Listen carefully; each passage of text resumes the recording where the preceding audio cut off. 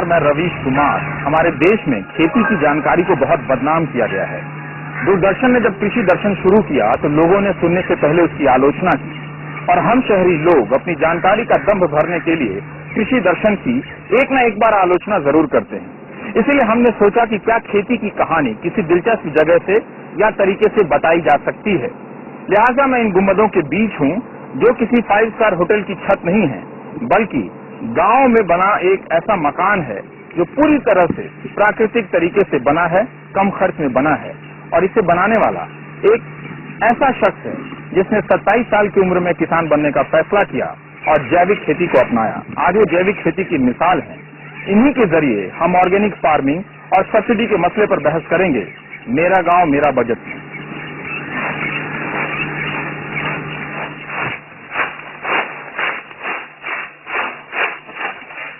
70 के दशक के आखिरी साल भरी जवानी में यह शख्स इस बात में उलझ गया कि जब बारिश नहीं होती है तो उद्योगों में मंदी क्यों आती है।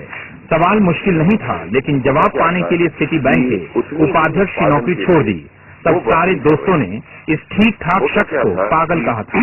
और हमारे बहुत करीब से कई दोस्त थे जो IAS में बहुत सीनियर पोजीशंस पे थे और खासकर मध्य प्रदेश के दोस्त। उन्होंने उस वक्त बहुत आलोचना की कि तुम अपना फैमिली को बिगाड़ दोगे, तुम्हारे पास कुछ रहने का कोई साधन नहीं बचेगा। पर उससे हम डरे नहीं। साबित करने के लिए ग्रेवाल साहब को मुंबई से यहाँ आना पड़ा। राजस्थान के अलवर जिले का पाटन कला गांव पथरीली जमीन और रेत की मिट्टी का खेत खरीदा। इस पीपल के पेड़ के नीचे झोपड़ी डाली और अब 1 एकड़ से 30 एकड़ का रकबा हो गया है। और यहाँ आप झोपड़ी बनाकर रहते थे। अंग्रेजी में फार्म हाउस कहलाने के लिए उपयुक्त है। स्वामीनाथन कमेटी की रिपोर्ट के अनुसार 40% लोग खेती छोड़ना चाहते हैं।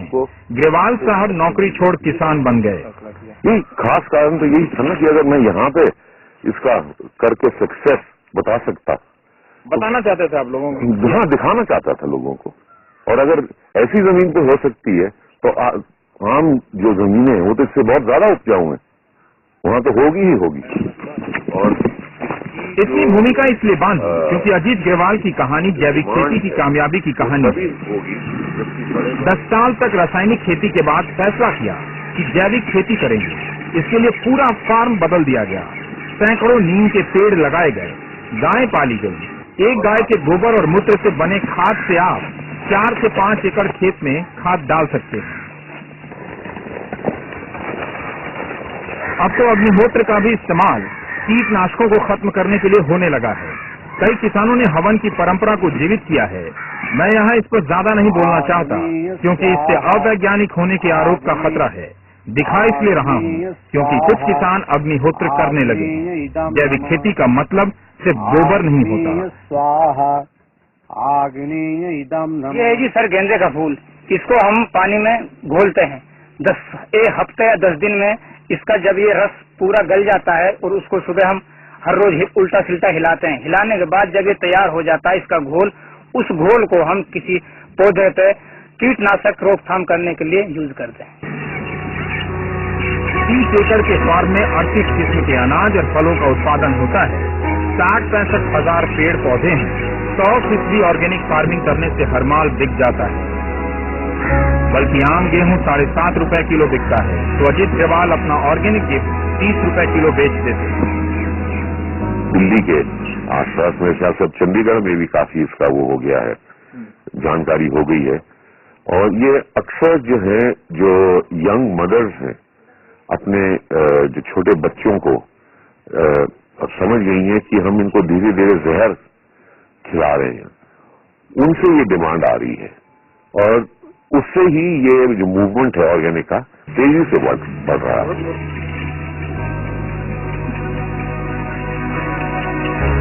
इस फार्म में ऑर्गेनिक खेती का मतलब सिर्फ खेती नहीं बल्कि जीवन का तरीका भी है। पेड़ पौधे, खाद और वातावरण के बीच एक रिश्ता बनाया गया है। कई प्रकार की चिड़िया नजर आती हैं, बल्कि चिड़ियों से ग्रेवाल साहब का भी एक रिश्ता है। वो उनसे खाना मांगती हैं। मोर देखते ही बाजरा मांगने आ जाता है। हमारे देश में यूरिया की खपत बेतहाशा हो रही है, ज्यादातर मामलों में बिना जरूरत। पंजाब के कुछ जिलों में 300 किलोग्राम प्रति हेक्टेयर तक यूरिया की खपत है। लिहाजा मालवा के कई जिलों में जमीन जहरीली हो गई है और पानी पीने लायक नहीं रहा। फिर भी हम जैविक खेती की तरफ नहीं जा रहे, इसके लिए भी सरकार का इंतजार कर रहे हैं। धारणा है कि किसी खेत को जैविक खेत में बदलने में 3 साल लग जाते हैं।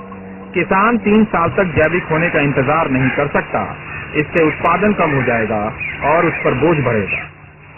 होता ये है कि ये इसमें 2-3 तरीके के आपके सामने उदाहरण होंगे। एक तो है जो आप मान के चलते हैं कि 3 साल तक आपकी प्रोडक्टिविटी वापस आने को टाइम लगता है ऑर्गेनिक सिस्टम जाने का। लेकिन इसके अलावा भारत में बहुत सारे ऐसे एक्सपेरिमेंट हो रहे हैं जहां पर कोई लॉस नहीं आ रहा है। अगले साल ही जो है किसान की जो यील्ड है बराबर आ जाती है। एक सवाल और है, कीटनाशक और यूरिया से किसान और खेत खत्म हो रहे हैं। क्या यूरिया पर दी जा रही सब्सिडी के पैसे का इस्तेमाल जैविक खेती करने वाले किसानों पर किया जा सकता है?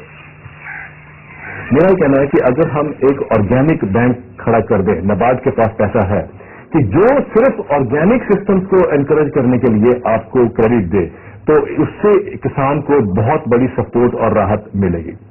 दूसरा कि हम किसान को एक ऑर्गेनिक के लिए, ऑर्गेनिक प्रोड्यूस के लिए एक कीमत अनाउंस करें। जब हम गेहूं की कीमत अनाउंस करते हैं कि 1000 रुपये प्रति क्विंटल होगी, तो हम ये कहें कि अगर आप ऑर्गेनिक गेहूं लेके आते हो तो हम आपको 1200 रुपये प्रति क्विंटल देंगे। ये तैयार हुई खाद है हमारे पास, जब इसको हम बनाते हैं। जैविक खेती बेहद आसान खेती है, लेकिन किसी अफसर और मंत्री से बात करेंगे तो वो इतना मुश्किल बना देगा कि आप तौबा कर लेंगे। बाहर निकाल देता है। उसके बाद इसके हम तुरंत बाद वो पत्ते की लेयर लगाते हैं 9 इंच की। 9 इंच के बाद उसके बाद हम गाय का गोबर की छिड़काव करते हैं।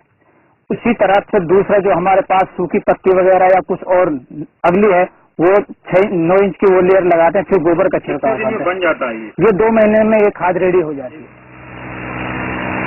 भारत के किसान भले न समझ पा रहे हों, मगर अमेरिका अगले 5 साल के लिए खेती पर 11 लाख करोड़ रुपए की सब्सिडी देगा।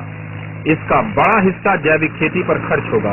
वहाँ जैविक उत्पादों की मांग तेजी से बढ़ रही है। अगर आप अमेरिका में यूएसडीए का डाटा लें तो हर साल ऑर्गेनिक फूड की जो प्रोडक्ट जो अवेलेबिलिटी है वो 20% ग्रो कर रही है। और ये कोई कम ग्रोथ नहीं है, इतनी ग्रोथ कभी दूसरे सेक्शन में भी नहीं हुई है। सरकारी आंकड़े के अनुसार भारत में खेती योग्य भूमि के 1% से भी कम हिस्से में जैविक खेती हो रही है। शुरुआत हो चुकी है। कम से कम लाखों किसान इस टाइम साइलेंट रेवोल्यूशन जो देश में हो रहा है वो ऑर्गेनिक फार्मिंग के तरफ जो झुकाव लोगों का बढ़ गया है उसमें हो रहा है। और वो एक बहुत पॉजिटिव मैसेज है जो कि सरकार को और एग्रीकल्चर साइंटिस्ट को भी समझना चाहिए। कितनी गाय आपने लगाया? अभी हमारे यहाँ 30 गाय देसी गाय है। ये 30 देसी गाय में अलग अलग प्रकार होते हैं। देसी गाय में यह बात हमें बारामती में एक किसान ने समझाई थी। उसने भी कहा था जैविक खाद से लागत बेहद कम हो जाती है। हमें समझाने के लिए उस किसान ने हमें बताया कि अपनी देसी गायों को पालिए, उनका गोबर असरदार होता है। दूध भले ही जर्सी गाय से थोड़ा कम मिलता हो, लेकिन इससे बने खाद से खेती की लागत बहुत कम हो जाती है। अर्थवम जैसे बोलते हैं हम, अर्थवम। ये अर्थवम है। ये पूरा इसका अच्छी तरह से वर्मी कंपोस्ट बनाते हैं। इसमें सारे बनाने में कितना पैसा खर्च हो गया आपका? अभी सिर्फ शेड खड़ा करने के लिए हमारे पैसे है। उस शेड में हम कृषि विभाग ने हमको अनुदान भी दिया है। अनुदान? हाँ, गवर्नमेंट का जो कृषि विभाग है उसने इस प्रोजेक्ट के 25,000 रुपए हमको अनुदान दिया है। अगर हम खर्चा बचाएगा, खेती का जो प्रोडक्शन खर्च है वो कम करेंगे तो सही दाम में भी हमको प्रॉफिट होगा। अभी क्या हो रहा है, किसान आत्महत्या क्यों कर रहे हैं? क्योंकि प्रोडक्शन खर्च जो है वो बढ़ रहा है और प्रोडक्शन कम हो रहा है। तो हम इसका सोल्यूशन खुद किसान निकाल सकते हैं। ऑर्गेनिक फार्मिंग करके वो अपना खेती का जो प्रोडक्शन खर्च है वो कम कर सकते हैं। अब सारे कुएं में भांग पड़ी है, कौन इसको समझाए? इसीलिए अजीत ग्रेवाल खुद ही मिसाल बन गए। ईमानदारी से कहा वो एक गरीब किसान नहीं है, मगर उन्होंने अपने साधनों का इस्तेमाल कर खेती की तस्वीर बदली, जिसका लाभ आप उठा सकते हैं। इसीलिए वो खेती कर इस आलीशान मकान में रहते हैं जिसकी छत से हमने कहानी शुरू की थी। इसका ढांचा सिर्फ 1.5 लाख रुपए में बन गया। मध्यकालीन मांडू शैली का यह मकान रुपए से नहीं बना है, बल्कि कम खर्चे में आलीशान बनाने का यह तरीका आप अजीत ग्रेवाल की पत्नी रोइना ग्रेवाल से पूछ रही थी। और सस्ता बनाना था और प्यारा भी बनाना था। Started off as an experiment in low cost housing कि आप लो कॉस्ट में घर बना सकते हैं, सुंदर भी हो सकता है, क्लाइमेट कंट्रोल भी हो सकती है। यहाँ हर गुंबज में खिड़कियां बनी है, गर्मियों में इसको खोलते हैं।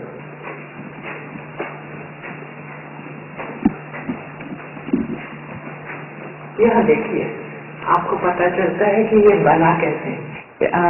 सबसे पहले बगरा, जो चूने की भट्टी की जो वेस्ट होती है, उसका प्रयोग है। उसके साथ है शीशम के पेड़ के पत्तों की पानी, लेसी बन जाती है उसको भिगाकर। फिर गुड़ की मैल, दाल का भी इस्तेमाल हुआ इसको बनाने जी बिल्कुल। और ये मसाला पुराने जमाने से चला आ रहा है हिंदुस्तान में। इस मसाले तक आप पहुंची कैसे? ASI ने हमें बहुत मदद की, आर्कियोलॉजी सर्वे ऑफ इंडिया, उन्होंने बहुत मदद की।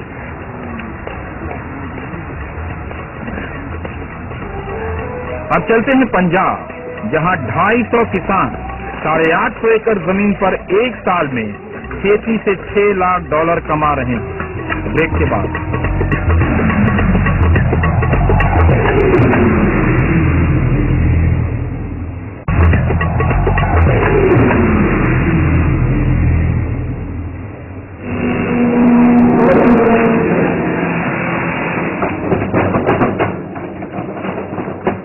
महज 3000 वर्ग फीट में बने कुछ कमरों में 40 साल के मोहम्मद उवैस वो सब कर रहे हैं जो किसी भी मेहनतकश उद्यमी को उत्साहित करने के लिए काफी है। मलेरकोटला के इस आम इंसान ने पिछले 9 सालों में कामयाबी की एक अलग दास्तान लिखी है। ये जूता फैक्ट्री लिम्का बुक या Guinness book of world record में भले ही दर्ज न हो, लेकिन आज आसपास के गांवों के 200 से अधिक परिवारों की रोजी रोटी का एक जरिया जरूर है। एक खिलाड़ी होने के नाते मोहम्मद उवैस को खेल में जूते की अहमियत हमेशा से पता थी, लेकिन जहां बाजार रिबॉक, एडिडास और नाइकी जैसी कंपनियों के उत्पादों से लबरेज हो, वहां पैर रखने के लिए हुनर के साथ जिगर भी चाहिए, और चाहिए कामयाबी का एक फॉर्मूला। वर्ल्ड लेवल पे जो शूज है ना, तो टेक्निकली भी सही हो और ड्यूरेबल भी हो, तो उन जूतों की इंडिया में बहुत ज्यादा कमी थी। करीब 10 साल पहले जब उन्होंने शुरुआत की तो आधा दर्जन से भी कम लोग उनके साथ थे। आज 200 से अधिक लोग उनके साथ इस सपने को परवान चढ़ा रहे हैं। लेकिन उवैस वो दिन आज भी नहीं भूलते जब उनके पास रबर का एक रोल खरीदने के लिए भी पैसा नहीं था। क्योंकि मैं गांव में रहता हूं तो रॉ मटेरियल लेने के लिए मुझे कम से कम 10 से 3 घंटे की जर्नी करनी पड़ती थी। जब मैं उससे लेने के लिए जाता था तो मैं उसको बोलता 7 मीटर मुझे आप इससे काट दीजिए, तो वो 3 घंटे की आप जर्नी करके आए हो, सिर्फ 7 मीटर लेके जाओगे। मैंने कहा ठीक है, अभी मेरे पास तो 7 मीटर के ही पैसे हैं। तो कहते कम से कम एक रोल ले लीजिए आप। तो जब मैंने उसको कुछ अरसे के बाद पूरा एक रोल खरीदा ना, तो उससे उस समय उसने मुझे कंग्रेचुलेशन का और बर्फी खिलाई। और तेजी से चलते हथौड़ों और धुआंधार चलती सुइयों के बीच में एक ऐसा सपना बुना जा रहा है जो सिर्फ मोहम्मद उवैस का ही नहीं बल्कि उन तमाम उद्यमियों का है जो अपना शून्य से कारोबार शुरू करके शिखर तक जाना चाहते हैं। इन लोगों के लिए प्रधानमंत्री डॉक्टर मनमोहन सिंह और वित्त मंत्री चिदम्बरम के बजट में कितनी जगह है, इस पर लगातार विवाद होता रहा है, लेकिन इस बात पर कोई विवाद नहीं कि सरकार की 8 से 10% की अर्थव्यवस्था में यही लोग हैं जो बड़ा योगदान देते हैं। आज उवैस की कंपनी 150 से 1500 रुपए तक के स्पोर्ट्स शू बना रही है, जिसके खरीदार बंगाल, केरल समेत देश के कई राज्यों में हैं।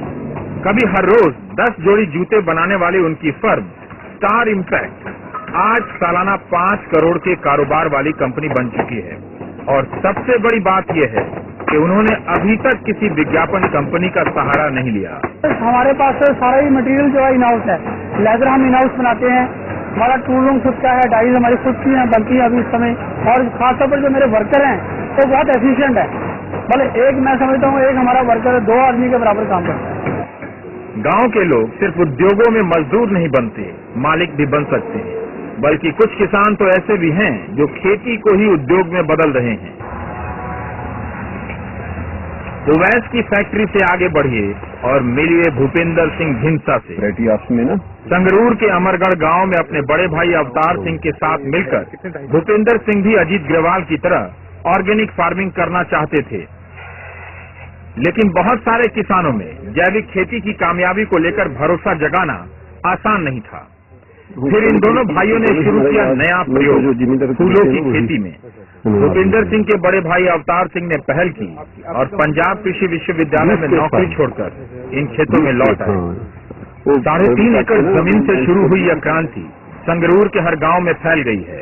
10 साल के भीतर ये कोऑपरेटिव फार्मिंग का नया तरीका बनकर उभरा है। आज कोई 250 किसान सिंह भाइयों के साथ कारोबार कर रहे हैं और ये अंतर्राष्ट्रीय व्यापार सालाना 2.5 करोड़ रुपए का हो गया है। अमेरिका, कनाडा, ब्रिटेन और दक्षिण अफ्रीका समेत 1.5 दर्जन से अधिक देश उनके खरीदार हैं। बेहद चुनौतीपूर्ण माहौल में यह कामयाबी देहाती इलाके में गांव के मामूली किसानों ने मिलकर हासिल की है। कुल 850 एकड़ में सिंह भाइयों के साथ ये किसान 600 से अधिक तरीके के बीज पैदा कर रहे हैं।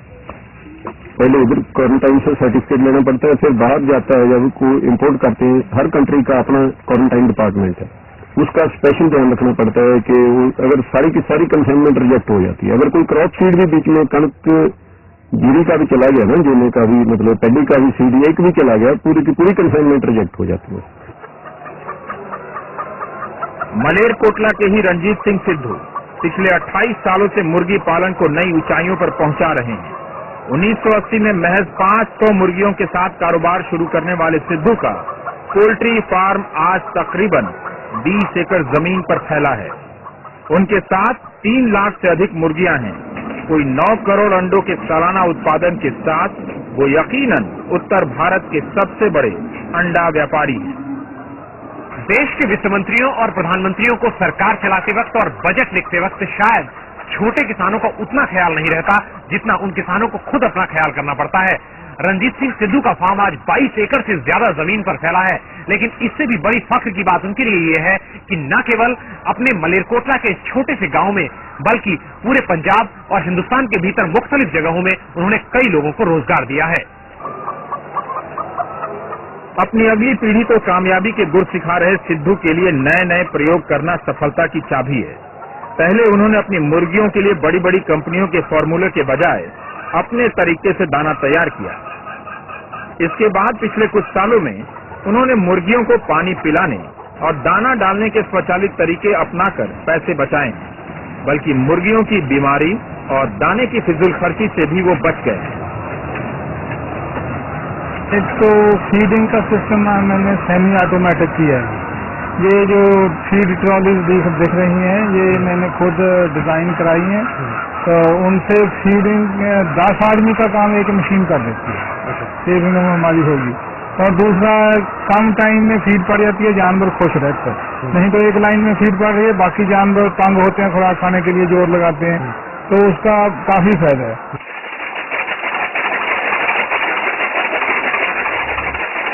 देश की खेती संकट में है, समस्याएं कई तरह की हैं, मगर अजीत ग्रेवाल, रंजीत सिंह सिद्धू, योगेश दहिया और शीतल काटे सब मिलकर ग्रामीण अर्थव्यवस्था का नया भारत बना रहे हैं। खेती में 4% विकास दर हासिल करने में जिस सरकार के पसीने छूट रहे हैं, उसका बजट इन कहानियों से तैयार हो तो खेती में संभावनाएं नजर आने लगेंगी।